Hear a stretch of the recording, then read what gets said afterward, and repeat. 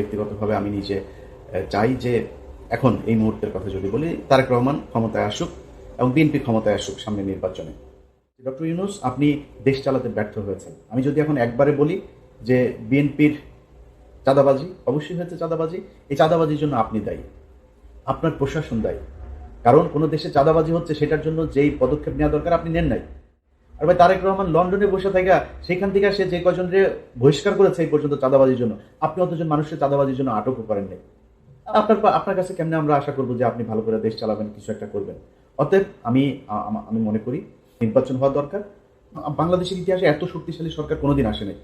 এত শক্তিশালী হবার পরেও আপনি এগুলোর বিরুদ্ধে ব্যবস্থা কি নিয়েছেন? এই দেশে চাঁদাবাজি হচ্ছে, এই দেশে ঘুষ হচ্ছে, দুর্নীতি হচ্ছে, অনিয়ম হচ্ছে, সবই হচ্ছে। কোনো কিছু কি বন্ধ আছে? এই যে 15 বছর যা অর্জন করেছিলেন গত 10 মাসে, আমার মনে হয় 80% শেষ।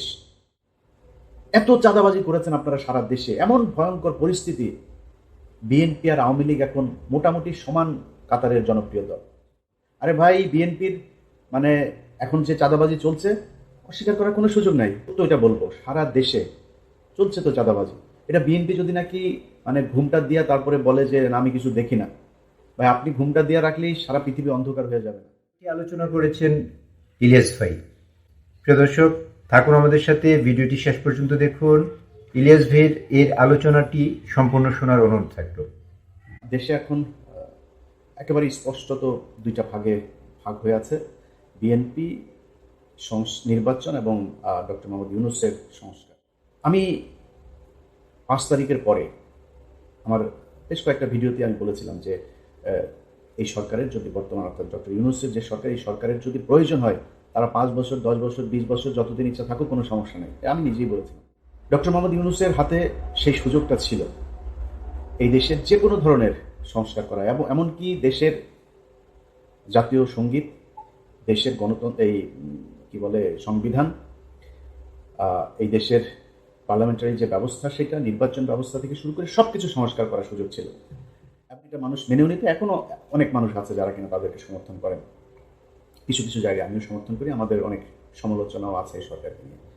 এখন এই যে সুযোগটা বাংলাদেশের মানুষ তাদেরকে দিয়েছিল, তারা কতটা কাজে লাগিয়েছে দেখেন। 5 তারিখের পরে আপনাদের একদম খুব মানে বড় আকারের যে বিষয়গুলো নিয়ে খুব আলোচনা হয়েছে সেটা নিয়ে যদি বলি, ধরেন এই দেশের মানুষ ভারতের ব্যাপারে প্রচণ্ড রকমের সচেতন এখন, এবং তারা ভারতের যে কোনো ব্যাপারে তাদের জীবন দিতেও প্রস্তুত আছে। এই সরকারের বোঝা উচিত ছিল এই গত 15 বছর শেখ হাসিনা যা কিছু করেছে তার বিহাইন্ডে ছিল হচ্ছে ভারত। তারা আমাদের ট্রান্সশিপমেন্ট বাতিল করেছে, আমরা ট্রানজিট বাতিল করেছে তারা। আমি সহ, আমার ইউটিউব চ্যানেল সহ বাংলাদেশের বেশ কয়েকটা জাতীয় গণমাধ্যমের ইউটিউব চ্যানেল তারা ব্লক করেছে। আমরা তাদের চ্যানেলগুলো এখন পর্যন্ত বন্ধ করতে পেরেছি। তারা বিভিন্ন সীমান্তে এসে তারপরে আমাদের উস্কানি দিচ্ছে। তারা সেনা মোতায়েন করেছে, বিমান বাহিনী মোতায়েন করেছে, রাফায়েল মোতায়েন করেছে। আমরা তার জন্য কতটুকু কি করতে পেরেছি? পর্যন্ত ট্রানজিট বাতিল করতে পারি নাই। আমাদের বন্দর এখনো তারা ব্যবহার করছে, তাদের ট্রান্সশিপমেন্ট আমাদের দিচ্ছে না, কিন্তু আমরা তাদেরকে ঠিকই সেটা দিচ্ছি। আসলে কি আমরা তেমন কিছু করতে পেরেছি? ফারুকি, তারপর এই আসিফ নজরুল, এই দুইজনের ব্যাপারে আমরা শুরু থেকে বলে এসেছি। সারা বাংলাদেশের আমার মনে হয় 95% মানুষ সবাই চেয়েছে, সবশেষ ছাত্ররাও। এই আসিফ নজরুল, আসিফকে প্রথম আলোতে নিয়ে গিয়েছে, প্রথম আলো প্রকাশনাতে তার বই প্রকাশ করেছে। আমি তাদের বিরুদ্ধে কথা বলেছি। এখন এই যে আসিফ নজরুলের বিষয়টা ছাত্ররা বুঝলো, বুঝার পরে তারপরে ডক্টর ইউনূসকে বলেছে তারা। আসিফ নজরুলের বিরুদ্ধে সতর্ক করার পরেও এই সরকার কি ব্যবস্থা নিয়েছে তাদের পক্ষে? ডক্টর ইউনূস এখন পর্যন্ত গত 10 মাসে জনগণ চেয়েছে এমন কোনো কিছু কি তিনি করেছেন? তিনি মনে হয় খোঁজই রাখেন না। বাংলাদেশের মানুষ কি চায় সেটা তো না, তিনি যায়ও না, আসেও না। আপনি কোন সেক্টরটাতে যাবেন বলেন? গেল 10 বছর, এই 10 মাস যদি হিসাব করেন, চাঁদাবাজি হচ্ছে, এই দেশে ঘুষ হচ্ছে, দুর্নীতি হচ্ছে, অনিয়ম হচ্ছে, সবই হচ্ছে। কোনো কিছু কি বন্ধ আছে? সব দোষ যদি বিএনপি সরকারের ঘাড়ে পড়ে, যাই হোক, যেটাই ঘটুক, এখন যা হচ্ছে এটার দোষ ডক্টর ইউনূসকে নিতে হবে। আপনি বন্ধ করতে পারেন নাই কেন এই দুর্নীতিগুলো? একটা নর্মাল একটা ধরেন 111 সরকারও আপনার চেয়ে অনেক দুর্বল সরকার। ইতিহাসে এত শক্তিশালী সরকার কোনোদিন আসে নাই। এত শক্তিশালী হবার পরেও আপনি এগুলোর বিরুদ্ধে ব্যবস্থা কি নিয়েছেন? পুলিশের নিয়োগ বাণিজ্য থেকে শুরু করে থানায় যে পরিমাণে ঘুষ এখন চলছে, অন্ধকার যুগের অবস্থা, আপনি বন্ধ করতে পারেন, এর দায় আপনি নেবেন না? কিছুই বুঝেন না তো আপনার থাকার দরকারটা কি? কারণ আপনারা এই গেল 10 মাসে যেই সুযোগ হাতে পেয়েছিলেন সেটা কাজে লাগাতে পারেন নাই। জাতীয় সঙ্গীত নিয়ে আমরা কথা বলেছি, মনে হয় গায়ে সুরসুরি লাগে ওনাদের। আরে ভাই, জাতীয় সঙ্গীত নিয়ে আপনি আমার সাথে তর্ক করবেন? আমাদের কথা বললে মনে হয় বিশাল বিজ্ঞ কিছু লোকজন আমাদের এটা নিয়ে সমালোচনা করলে তার গায়ে লাগে। ভাই, কি কারণে থাকবে জাতীয় সঙ্গীত? জাতীয় সঙ্গীত আমার দেশের নাগরিকের লেখা না, জাতীয় সঙ্গীতটা আমার দেশকে উদ্দেশ্য করে লেখা না। এটা 1905 সালে বঙ্গভঙ্গ রদের সময়। বঙ্গভঙ্গ কি? আমার পূর্ব বাংলা পশ্চিম বাংলা থেকে আমরা আলাদা হব, আমরা এখানে সব ওই অচ্যুত শ্রেণীর হিন্দুরা, গরিব মুসলমানরা, আমাদের আলাদা বিশ্ববিদ্যালয় হবে, স্কুল হবে, প্রতিষ্ঠান হবে, আমাদের জন্য আলাদা বাজেট থাকবে শিক্ষার জন্য, এগুলো হইতে দেওয়া যাবে না। এই জন্য কলকাতার দ্বিকেন্দ্রীকরণ হবে বাংলাদেশের ঢাকায়, এটা তারা হইতে দিতে চায় না। এবং সেই বঙ্গভঙ্গের পক্ষে সে ইয়ে কি বলে, পতিতা ব্যবসায় আপনার এই যে রবীন্দ্রনাথ, সেই করলো, লিখলো একটা, এক জায়গায় বাংলাদেশ কথাটা আছে, সুর আনলেন চুরি করে। মিথ্যা কথা এটা, বলেন মিথ্যা কথা কিনা? তো চুরি করা অন্য দেশের এক নাগরিক যে বাংলাদেশকে ভালোবাসে না, বাংলাদেশের বিরুদ্ধে যে কাজ করেছে, এমন একজন মানুষের একটা গানকে আপনি রবীন্দ্রনাথের এই জাতীয় সঙ্গীত বানায় ফেললেন। কথা বলে সমস্যা আছে নাকি? গায়েই লাগে না। আপনি করেছেন কি? ভারতের ব্যাপারে আপনি কি করেছেন আমার বলেন? ভারতের চ্যানেলগুলো এখন পর্যন্ত বন্ধ করতে পারেন নাই, তো কি করলেন? কোন জায়গায় কি হয়েছে আমাদের 10 মাসে একটা জায়গা বলেন। এই দেশের পিলখানা হত্যাকাণ্ড দিয়ে হইল। আপনি পিলখানা হত্যাকাণ্ডের আজকে 6 মাস হয়ে গেল, এখনো পর্যন্ত কমিশন কি করে জানিও না। এই কমিশনের সেই রিপোর্ট তাদের বিভিন্ন মানুষজনের কাছ থেকে আপনার বক্তব্য নিচ্ছে, সেটার আউটপুট আসলে কি আমরা জানি, এবং আউটপুট কি হবে সেটাও জানি না। চলছে তাদের মতো করে। কোনটার বিচার? একটা জিনিসের দেখেন, আমি আজকে এই গত 10 মাসের আজকের জায়গায় এসে আপনাদেরকে বলি, আমার যত জায়গায়, আমি সবার নাম বলছি না, খুব গুরুত্বপূর্ণ জায়গায় আমার নিজের ক্ষমতায় বলেন, আরেকজনের ক্ষমতায় বলেন, আরেকজনকে অনুরোধ করে বলেন, বিভিন্ন গুরুত্বপূর্ণ মানুষের কাছে যে আমার তদবির করতে হয়েছে। কেন জানেন? এখনো পর্যন্ত, এখন নতুন করে শুরু হয়েছে আপনার এই আলেমদের বিভিন্ন এই যে কথিত যে জঙ্গি নাটকগুলো আপনার সাজানো হয়েছিল, প্রথম আলো, ডেইলি স্টার, এরা মিলে যে নাটকগুলো সাজাতো, সেই নাটকে যারা আটক হয়েছে তাদেরকে জামিন দেয়, আবার স্টে অর্ডার দিয়ে দেয়, জেল গেট থেকে আটক করে। এই ঈদের আগের এক সপ্তাহ এই ঘটনাগুলো ঘটেছে।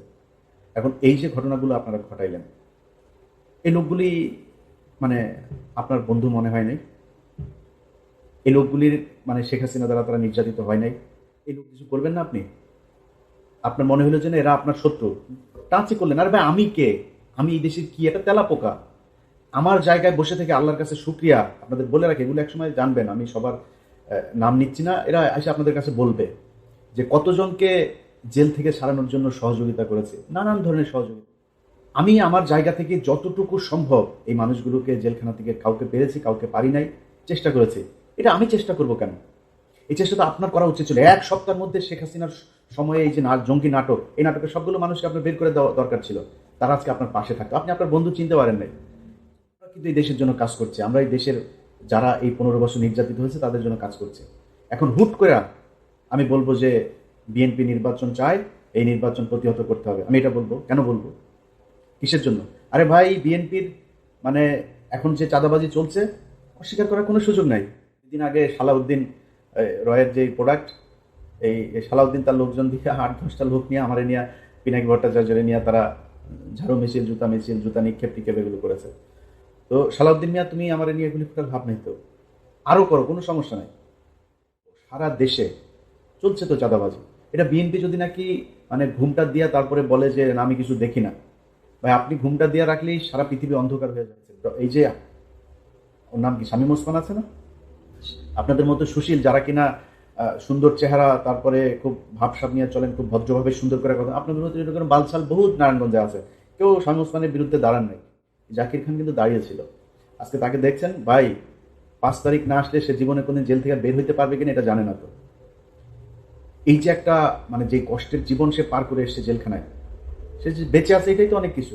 কথা বলেছে, ওর নাম কি, ফারাবি। এই ফারাবির মানে ওর কথাবার্তা শুনলে বুঝে যে অ্যাবনর্মাল আচরণ করছে, এমনি হয় নাই তো এগুলি। জীবনের অনিশ্চয়তা, জীবনে কোনোদিন বের হইতে পারবে কিনা এটা জানতো না। অতএব হুট করে বলে ফেললেই হলো না চাঁদাবাজি করে নাকি সেটা বলেন।